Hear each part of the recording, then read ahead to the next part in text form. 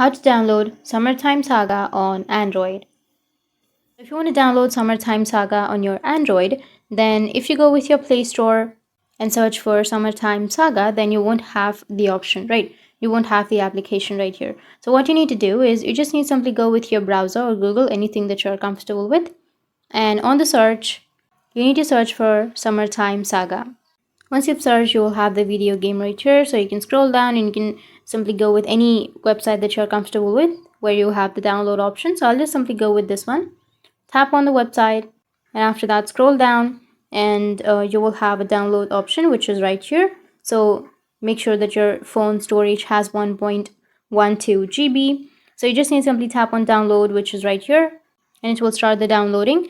Go with details, which is on the top, and here it has started downloading. So make sure that you have a stable internet connection to download it fast. And once it's downloaded, you can just tap on it or double tap on it, and it will ask you if you really want to install the application. You can just simply go with continue and your application will be installed. So that's how you can download Summertime Saga, and if you have any questions, feel free to comment below. Thanks for watching.